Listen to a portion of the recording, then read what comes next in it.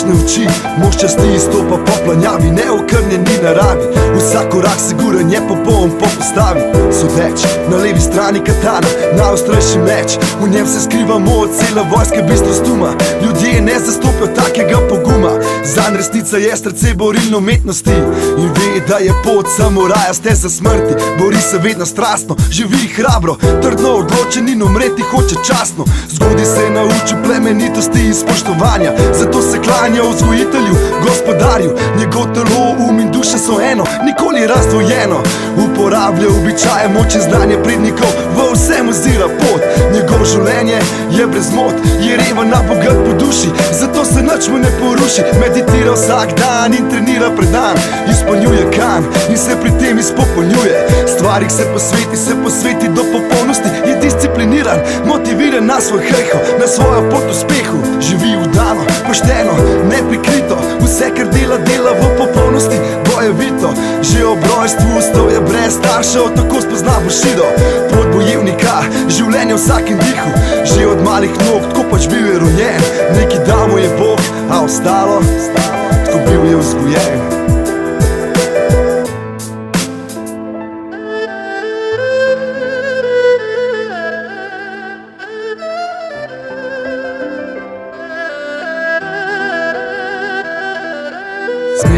Imel je željo, da bi videl svet, spoznat skrito, odkrit, kar je neodkrito, nepoznano, zato potuje v neznano med ljudi, ker se veseli novih stvari.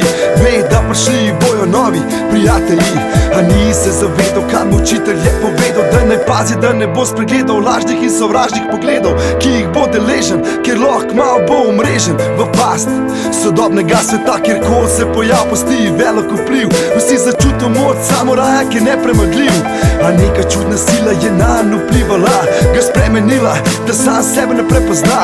Kmalu pridobi ga mafija na svojo stran, zanj meso prav poseben plan. Prek njegovih spretnosti se je večal kupček in njegov zaslužek, predal se v žitku boja za oblast. Kasneje to postalo je njegova strast in ni bilo kot si je predstavljal, a vse se ni ustalo, ko se prelivala je kri. Pred njim bežali so nasprotniki vsi, v njih je zbujal straho spoštovanje, a pozabil je na sanje. Hitro življenje je porušil njemu ravnovesje, zgubile so se čiste misli, duhovni mir spremenil v agresijo. Vse vrednote sprevržene v negativno energijo, vrednote, ki so prej spoštovali, se jih zdaj bojijo. Kako hitro se ljudje spremenijo, vse naredijo za svojo provizijo, ker denar te pokvar, denar ima svojo moč in čar.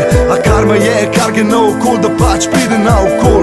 Njegov je gospodar na pragu smrti, šokira ga novica, zato vrne se nazaj v svoj rodni kraj.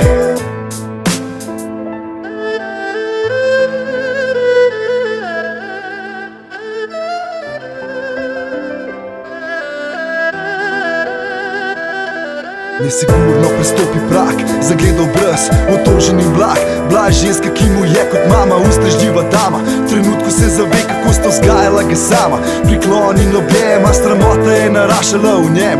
Odpelje ga do sobe, kjer mojster leži, z vsakim korakom bolj v srcu ga boli, v pljučih ga duši. Še preden se približa, se zasliši zmučen glas.